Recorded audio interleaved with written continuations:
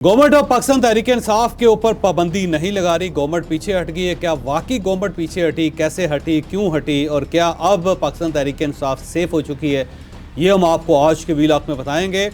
और कल जब पाकिस्तान तहरीक इंसाफ के दफ्तर के ऊपर छापा पड़ा तो उसमें क्या क्या चीज़ें पुलिस और उसके बाद FIA लेके गई, ये भी पूरी डिटेल के साथ हम आपको आज के व्लॉग में बताएंगे। और पाकिस्तान तहरीक इंसाफ ने जुमे के दिन एक एहतजाजी मुजाहरा करने का ऐलान कर दिया है। क्या ये हो सकेगा, नहीं होगा, कामयाब होगा, नाकाम होगा, ये भी हम आपको आज के व्लॉग में बताएंगे। और जो गवर्नमेंट ने बल्कि अफवाज पाकिस्तान ने फायरवॉल बनाई है वो एक्टिव हो चुकी है। कितनी एक्टिव हुई, कैसे एक्टिव हुई, ये भी हम आपको पूरी तफसील से इसी व्लॉग में बताएंगे। लेकिन व्लॉग की तरफ जाने से पहले मेरी आपसे रिक्वेस्ट है कि चैनल को सब्सक्राइब ज़रूर कीजिएगा और ये जो बेल आइकन है इसको ज़रूर प्रेस करें ताकि नोटिफिकेशन आपको मिलता रहे।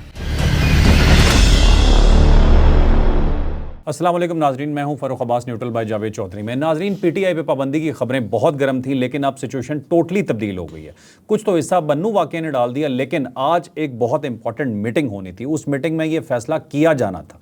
ये फैसला क्यों नहीं हो पा रहा और ये पाबंदी अब क्यों नहीं लगने जा रही, इसकी डिटेल आपको बताते हैं। गवर्नमेंट ने पाकिस्तान तहरीक इंसाफ के खिलाफ पाबंदी लगाने का फैसला किया था और एक प्रेस कॉन्फ्रेंस अता तारड़ साहब ने की थी और अचानक की, और उससे पहले सुबह के वक्त ये खबर गर्दिश करनी शुरू हो गई थी कि फ़ैसला कर लिया गया कि पाकिस्तान तहरीक इंसाफ के ऊपर पाबंदी लग जाएगी। और इस पाबंदी की जो बेस थी वो सुप्रीम कोर्ट ऑफ पाकिस्तान का फ़ैसला था, जिसमें 13 जजेज़ ने यह फैसला किया कि पाकिस्तान तहरीक इंसाफ को मखसूस सीटें भी मिलनी चाहिए और इनकी नुमाइंदी पार्लियामेंट के अंदर होनी चाहिए। तो उसके रिएक्शन में फिर रियासत ने, फिर गवर्नमेंट ने यह फैसला किया कि हम एक ही बार इस सारी बीन को बंद कर देते हैं। और उसका तरीक़ाकार यही है कि हम पार्टी पे पाबंदी लगा देते हैं और जब पार्टी पर पाबंदी लगेगी तो उसके बाद ना पार्टी होगी, ना मखसूस सीटें होंगी, ना इनको दी जाएंगी, ना ये अपनी अक्सरियत हासिल कर सकेंगे कौमी असम्बली में, ना फॉर्म 45 की बात कर सकेंगे, ना फॉर्म 47 की बात कर सकेंगे। उसके बाद फिर पाकिस्तान पीपल्स पार्टी की तरफ से एतराज़ हुआ कि आप ने तो अपने इत्तेहादियों से पूछे नहीं और हम आपके इत्तेहादी हैं और इतना बड़ा फ़ैसला आपने अपने तौर पे कर लिया। उसमें फिर गवर्नमेंट बैकफुट पे गई। अब जो अंदर से इंफॉर्मेशन निकल रही है वो ये निकल रही है कि अब गवर्नमेंट पीछे हट गई है। और जब इन्होंने ये पाबंदी का ऐलान किया था तो उसमें इनको पता चला कि सुप्रीम कोर्ट ऑफ पाकिस्तान के पास जाना पड़ेगा हमें, और जब सुप्रीम कोर्ट ऑफ पाकिस्तान में जाएंगे तो वहाँ पे हालात बड़े ख़राब हैं। वहाँ पे तो फौरी तौर पे हमारे ख़िलाफ़ रिएक्शन आ जाएगा और वो उड़ा दिया जाएगा। इसलिए फिर 4 जजेस का फ़ैसला किया गया कि वो नए एडहॉक अपॉइंट कर लेते हैं। लेकिन वो फार्मूला भी गवर्नमेंट का नाकाम हो गया। उसमें सिर्फ 3 तो जवाब दे गए और एक सिर्फ जज बचा है और उस जज का आना या ना आना एक बराबर है, उसका गवर्नमेंट को कोई फ़ायदा नहीं है। तो अटॉर्नी जनरल ऑफ पाकिस्तान ने गवर्नमेंट को मशवरा दिया कि जनाब ये जो सूरत हाल है सुप्रीम कोर्ट ऑफ पाकिस्तान में वो आपके हक़ में नहीं है, और अगर आपने इस सिनेरियो के अंदर इस टाइप का कोई वेंचर किया तो आपके गले पड़ जाएगा। तो बेहतर ये है कि आप इस फैसले को वापस ले लें। तो अब अटॉर्नी जनरल ऑफ पाकिस्तान की एडवाइस पे गवर्नमेंट ऑफ पाकिस्तान ने यह फ़ैसला किया, पाकिस्तान मुस्लिम लीग ने फ़ैसला किया कि हमें इस पंगे में नहीं पड़ना चाहिए।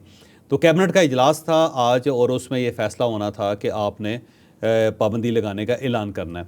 लेकिन अटॉर्नी जनरल ऑफ पाकिस्तान ने कन्विंस कर लिया गवर्नमेंट को और अब गवर्नमेंट जो है इस मामले में पीछे हट रही है। बल्कि गवर्नमेंट को एक एस्केप का फार्मूला जो दे दिया वो पाकिस्तान पीपल्स पार्टी ने दे दिया। तो अब ये एक घंटी उठा के पाकिस्तान पीपल्स पार्टी के गले में बांध के गवर्नमेंट अपनी जान बचाएगी और ये कहा जाएगा जी हमारे इत्तेहादी नहीं माने, हम तो चाह रहे थे लेकिन पाकिस्तान पीपल्स पार्टी को हम नाराज़ नहीं कर सकते। और पाकिस्तान पीपल्स पार्टी जो है उसने कहा है कि ख़बरदार आपने पाकिस्तान तहरीक इंसाफ के ऊपर पाबंदी लगाई, कोई सियासी जमात बैन नहीं होनी चाहिए पाकिस्तान में।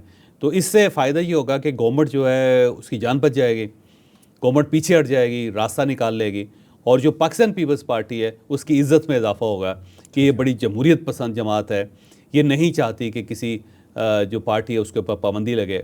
इवन ये इमरान खान साहब को भी जमहूरी तौर पे फैसिलिटेट करने के लिए, सपोर्ट करने के लिए तैयार है। तो उससे पाकिस्तान पीपल्स पार्टी की इज़्ज़त में इजाफा होगा, गवर्नमेंट की जान छूट जाएगी। तो ये फ़ैसला हुआ है कि अब पाकिस्तान तहरीक इंसाफ पे गवर्नमेंट कोई ऐलान नहीं कर रही, क्योंकि अगर इन्हें सुप्रीम कोर्ट ऑफ पाकिस्तान से उम्मीद हो जाती, वहाँ पे चलें इठाक जजेस ही लग जाते तो फिर ये मामला हो सकता था। लेकिन सरदस्त अब मुझे मुमकिन नज़र नहीं आता। ठीक। चौधरी साहब, इसी में एक सवाल मैं आपसे और यहाँ पे करना चाहता हूँ कि इमरान खान साहब कहीं बन्नू वाक़े के पीछे छुपने की कोशिश तो नहीं करेंगे? क्योंकि यहाँ पे भी कैंट पे अटैक हुआ, उन पे भी ये इल्ज़ाम थे। आज पहली दफ़ा उन्होंने इस चीज़ को माना भी कि हमने पुरअमन एहतजाज किया था GHQ के सामने जाकर, और खान साहब का बयान पहली दफ़ा ही आया। आपको ऐसा तो नहीं लग रहा है कि खान साहब ये बहाना बना के कहेंगे कि हमारे खिलाफ कार्रवाई करनी है तो इनके खिलाफ भी करो? वो पाकिस्तान तहरीक इंसाफ बड़ी जज्बाती हो जाती है। फ़र्क जब भी इस टाइप का कोई वाक़या होता है तो ऐसा लगता है कि पाकिस्तान की तारीख का सबसे बड़ा वाक़या जब बन्नू का वाक़या हुआ तो पाकिस्तान तहरीक इंसाफ के ट्रोलर ने जिस तरह उसको उठाया, ऐसा लगता था कि पाकिस्तान के अंदर इंकलाब आ गया। बल्कि 2 दिन तो लोग जब सोशल मीडिया देखते थे तो उनका त्राह निकल जाता था, बल्कि परेशान हो जाते थे कि शायद पाकिस्तान गया। और उसके साथ ही जो पीटीएम थी उसने मामला उठा लिया। उसने कहा जी अक्टूबर के अंदर एक बाकायदा जिरगा हो रहा है और जिरगा फैसला करेगा खैबर पख्तूनख्वा ने अफ़गानिस्तान के साथ जाना है या पाकिस्तान के साथ जाना। तो उसको भी उसने पाकिस्तान तहरीक इंसाफ के ट्रोलर्स ने उठा लिया। और शुरू में ये कहा गया कि 197 लोग बन्नू में इंतकाल कर गए हैं, शहीद हो गए, उनको फ़ौज ने गोली मार दी है। बहुत ज़्यादा प्रोपेगेंडा हुआ। तो पाकिस्तान तहरीक इंसाफ फ़ौरन ऐसे मामलात को उठा के आगे बढ़ना शुरू कर देती है। अब जो बन्नू का वाक़या है वो बुरी तरह मेरा ख्याल है फ्यूज़ हो चुका है। पाकिस्तान तहरीक इंसाफ का ख्याल ये था कि हमें उसका फ़ायदा होगा, लेकिन जब इन्वेस्टिगेशन हुई, जब इंफॉर्मेशन सामने आई तो सिर्फ एक बंदा उसके अंदर हलाक हुआ था और बाकी ज़ख्मी है, इसमें कोई शक नहीं, कुछ बहुत ज़्यादा ज़ख्मी भी नहीं है। और फिर सारी फुटेजेस अफवाज पाकिस्तान ने निकाल ली, जिस तरह लोग आए और उन्होंने दीवार तोड़ी, दीवार तोड़ के वो राशन खाने में गए, वहाँ से उन्होंने आटे की, चीनी की, चावलों की बोरियाँ उठाई, घी के कनस्तर उठाए और ले कर दौड़ते रहे और फिर पथराव किया गया अफवाज पाकिस्तान के ऊपर। वो सारी फुटेजेस अब आ गए।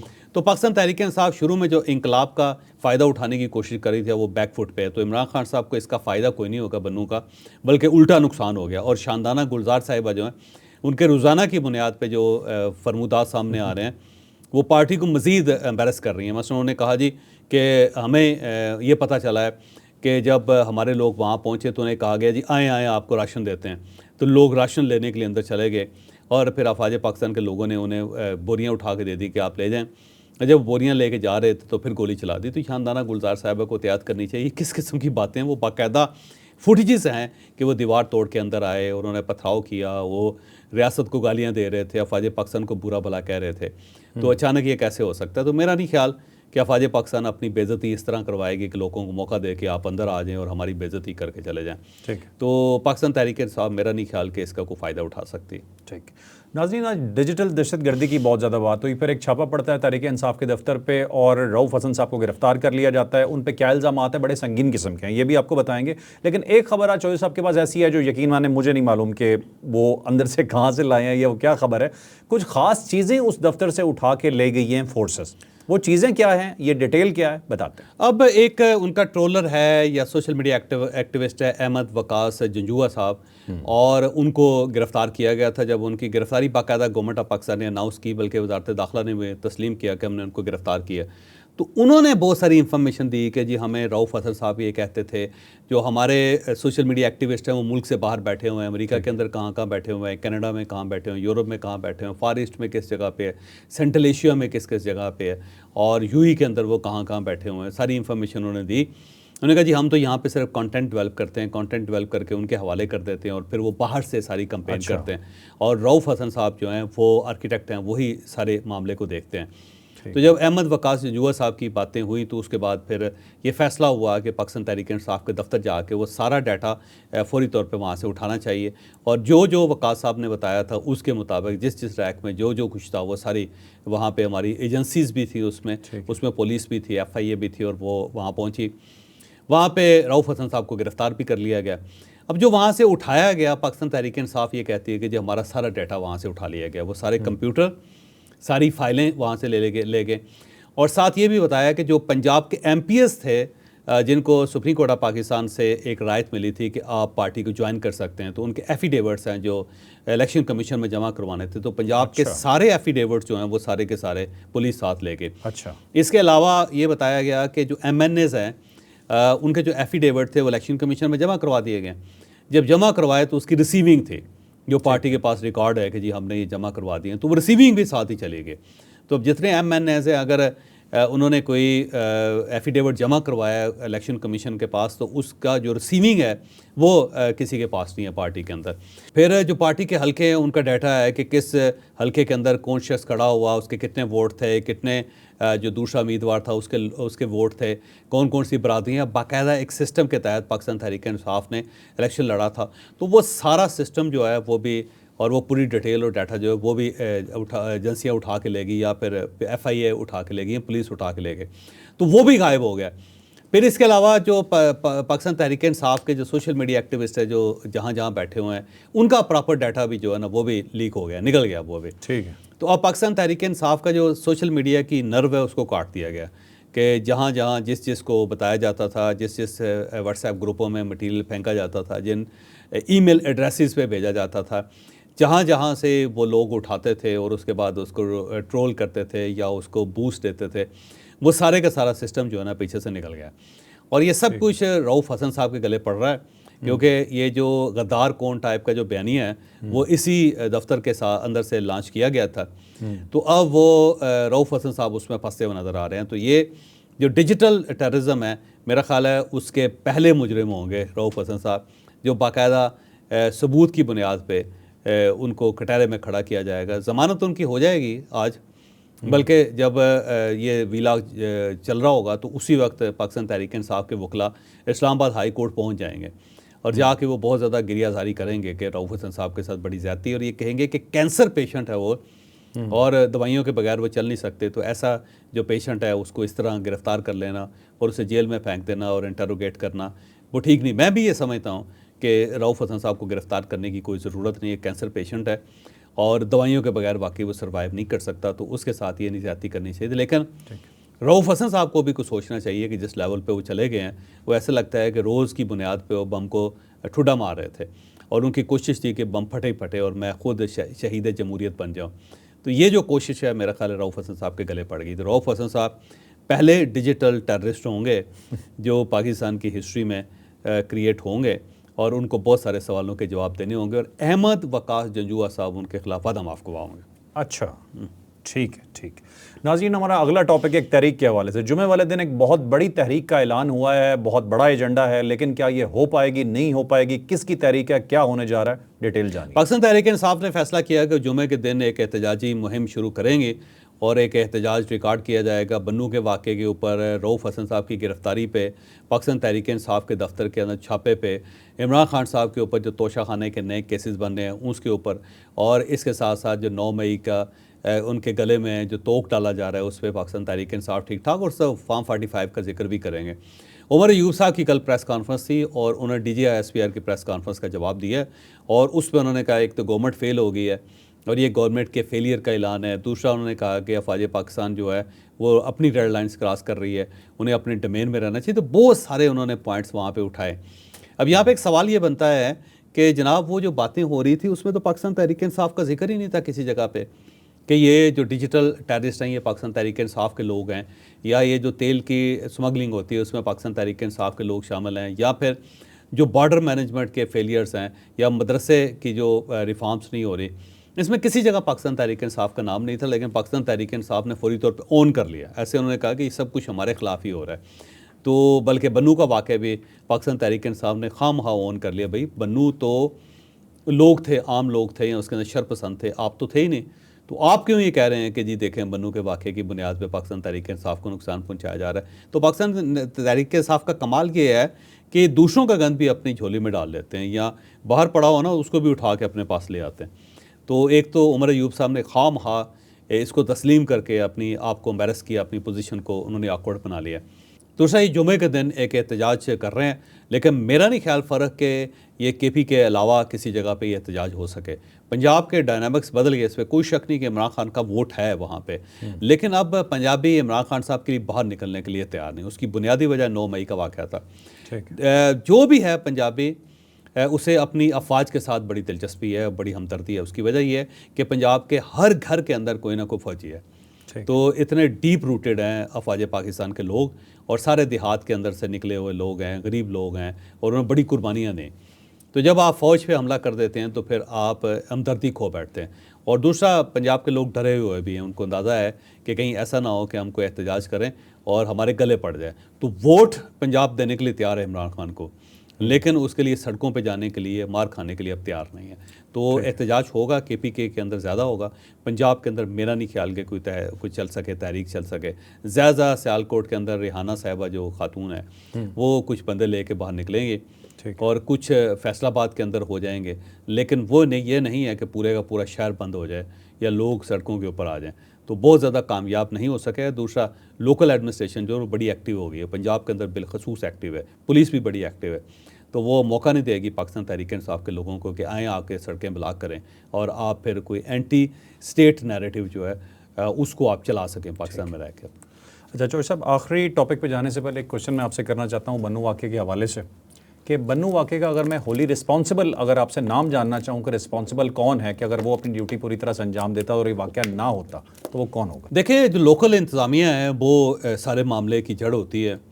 अगर आप मामलात को थाने के लेवल पे ना रोकें, एसी के लेवल पे, असिस्टेंट कमिश्नर के लेवल पे ना रोकें, तो फिर वो उसका स्नो बॉल इफेक्ट बहुत ज़्यादा होता है, वो फैलता चला जाता है। तो खैबर पख्तूनख्वा में जो गवर्नमेंट है वो अली अमीन गंडापुर साहब की है, और अली अमीन गंडापुर साहब कौन है? वो पाकिस्तान तहरीक-ए-इंसाफ के MP हैं, और सिर्फ MP नहीं है, उनके लीडर भी हैं और अब चीफ मिनिस्टर भी हैं। इस प्रोटेस्ट को रोकना जो था वो अली अमीन गंडापुर साहब का काम था, और इस प्रोटेस्ट की इजाज़त भी जो है वो अली अमीन गंडापुर साहब के असिस्टेंट कमिश्नर और डिप्टी कमिश्नर ने दी है। तो पहले तो उस लेवल पर रोकना चाहिए था उसको, और उसके बाद जब प्रोटेस्ट हो रहा था तो पुलिस को एक बफर क्रिएट करना चाहिए था, उनको रास्ते में रोकना चाहिए था, एक बाकायदा उनको वे देते कि जनाब आप इस रास्ते से जाके आप ये फ़ैसला कर सकते हैं, कुछ कर सकते हैं, एहतजाज कर सकते हैं, शोर कर सकते हैं, नारे लगा सकते हैं, घर चले जाएँ। ठीक। लेकिन आपको कंटोनमेंट की तरफ जाने की इजाज़त नहीं होगी। लेकिन वहाँ पे ना सिर्फ लोगों को रोकने की कोशिश नहीं की गई, बल्कि रास्ता दिया गया कि कंटोनमेंट की तरफ जाएं। और जब वहाँ पे हजूम था तो उनके पास असलहा भी था, जो ज़ाहिर लोकल इंतज़ामिया ने रोकना था, क्योंकि वहाँ पे कोई वाक़या भी हो सकता है। फिर जब ये नारे लग रहे थे कि चलें जी आए कैंट की तरफ चलते हैं, तो उस नारे के जवाब में लोगों ने चलना शुरू कर दिया। तो नारे लगाने वाले लोगों को रोकना भी चाहिए था, लेकिन वो नहीं रोका गया, और अल्टीमेटली कंटोनमेंट के एरिया में पहुँच गए। जब छावनी पे पहुँचे तो फिर उनको रोका गया, रोका हुआ तो फिर नहीं रुके वो, और पथराव शुरू कर दिया उन्होंने। फिर एक दीवार गिराई, दीवार गिराने के बाद अंदर चले गए, सामने राशन डिपो था उसको लूट लिया उन्होंने। वहाँ पे फ़ौज रिस्ट्रेंट जो शो करती रही, और थोड़ा सा, बल्कि उसमें बहुत सारी तस्वीरें भी हैं कि जो फ़ौजी जवान हैं वो मुस्कुरा भी रहे हैं, और उनको रोक, बस बहुत ज़्यादा किसी को आर्गू नहीं कर रहे, लेकिन तंग नहीं कर रहे किसी को। लेकिन जब एक ख़ास लेवल से आगे मामला गया और जो रेड लाइन थी उसको क्रॉस किया गया, तो फिर बाकायदा पहले रोका गया, नहीं रुके तो हवाई फायरिंग की गई, हवाई फायरिंग नहीं रुके उस पर, तो फिर सीधी फायरिंग हुई, इसमें कोई शक नहीं। लेकिन इस तरह की गई कि किसी को ज़्यादा नुकसान ना हो, कोई लोग हलाक ना हो, क्योंकि अगर बाकायदा टारगेट करके फायरिंग की जाती तो बहुत कैजुअलिटीज़ होती। तो एक कैजुअलिटी है, और उसके बारे में भी अभी तक ये कन्फ्यूजन है कि वो पाकिस्तान तहरीक-ए-इंसाफ के लोग या फिर शरपसंद लोग या हजूम के अंदर जो लोग जिनके पास असला था उनकी गोली से मरा है, या फिर इस साइड से अफवाज पाकिस्तान की गोली जो उनसे उसने हिट किया। ये अभी तक साबित नहीं हो पा रहा। अगर पाकिस्तान तहरीक-ए-इंसाफ के पास कोई फैक्ट्स हैं तो उन्हें सामने लेके आने चाहिए, लेकिन वही एक नैरेटिव है जो दिया जा रहा है और बदनाम करने की कोशिश की जा रही। तो ज़िम्मेदार इसमें अली अमीन गंडापुर साहब हैं, जिन्होंने इसको रोका नहीं है, और आइंदा भी अगर सूबे के अंदर कोई इस टाइप की वारदात होगी तो ज़िम्मेदार तो उन्हीं को ठहराया जाएगा। ठीक। नाज़रीन, अपने आखिरी टॉपिक की तरफ चलते हैं। क्या आपका फेसबुक ठीक नहीं चल रहा? क्या आपके व्हाट्सएप से डाउनलोडिंग स्लो हुई है? क्या आपको बाकी ऐप्स में प्रॉब्लम आ रही है? तो यकीन मानिए कोई इंटरनेशनल इशू नहीं है, ये इंटरनेट का इशू नहीं है, ये कुछ और है। ये है क्या, ये आपको बताते हैं। अब पाकिस्तान तहरीक-ए-इंसाफ की जो कोर स्ट्रेंथ है वो है सोशल मीडिया। अगर आज आप सोशल मीडिया बंद कर दें तो पाकिस्तान तहरीक-ए-इंसाफ आधी रह जाएगी, बल्कि आधी से भी कम हो जाएगी, और यही उनकी मैना है, यही तोता है जिसके अंदर उसकी जान है। तो अब फायरवॉल बनाने का फ़ैसला कर लिया गया था 2022, जब उन्होंने एक नैरेटिव डेवलप किया कि ये न्यूट्रल हैं और न्यूट्रल जानवर होता है, और ये मीर सादक हैं और मीर जाफ़र हैं, और उसको बहुत ज़्यादा पब्लिसिटी दी गई।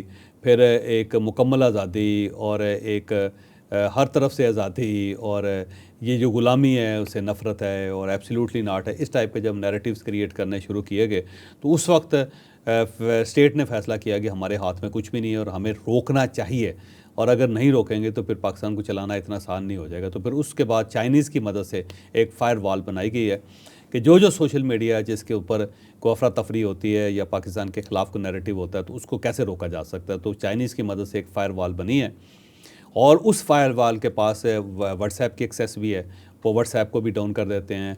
वो एक्स को पहले ही उसके ऊपर पाबंदी है, वो बिल्कुल डाउन है। फेसबुक के ऊपर भी वो उसको भी डाउन कर देते हैं। यूट्यूब को भी कंट्रोल कर लिया जाता है। तो वो एक साइबर आर्मी क्रिएट की गई है, और जिसका काम ही है कि कोई ऐसा नैरेटिव जो डेवलप हो रहा है जो स्टेट के ख़िलाफ़ है तो फौरी तौर पर उसको गर्दन से पकड़ लिया जाए। तो पिछले दिनों जब बन्नू का वाक़या हुआ तो फिर साबित हो गया कि स्टेट अब साइड पे नहीं है, अब देख लें पाकिस्तान के अंदर ना उस वक्त इंटरनेट चला, हर चीज़ स्लो हो गई, और जो व्हाट्सएप था उसके ऊपर जो भी डाटा था वो डाउनलोड नहीं होता था। आपने ऑडियो मैसेज दिया या आपने वीडियो मैसेज दिया या फिर आपने कुछ स्क्रिप्ट भेजा तो वो डाउनलोड ही नहीं हो रहा, और उसके साथ साथ बाकी सब ऐप्स जो हैं वो भी डाउन हो गई। तो ये फायर वाल बन गई हुई है। तो अब जो लोग हैं जो चाहते हैं पाकिस्तान के अंदर इंतशार फैले या प्रोपेगेंडा किया जाए या नेगेटिव चीज़ें फैलाई जाए, वो ज़रा फैला के दिखाएं तो सही, क्योंकि अब गवर्नमेंट जो है ना एक्टिव हो गई हुई है और उसने पकड़ लिया हुआ है। तो अब मेरा ख्याल है आने वाले दिनों में पाकिस्तान तहरीक इंसाफ की जो कोर नर्व है उसको काट दिया जाएगा। ठीक ठीक। नाज़रीन, आपने आज का व्लॉग देखा, यकीनन आपके लिए इन्फॉर्मेटिव तो रहा होगा। एक रिक्वेस्ट स्पेशली आपसे करना चाह रहा हूं कि ये डिजिटल दहशतगर्दी जो यूज़ हो रहा है नाम, ये हमारे मुल्क को वाकई बहुत नुकसान दे रहा है। कुछ भी कीजिए, मुल्क के खिलाफ बात ना कीजिए, लाइक शेयर सब्सक्राइब कीजिए, और इसके बाद एक स्पेशली बात, आपको अपने क्वेश्चंस भेजिए, हम आपको इसका जवाब दिया करेंगे।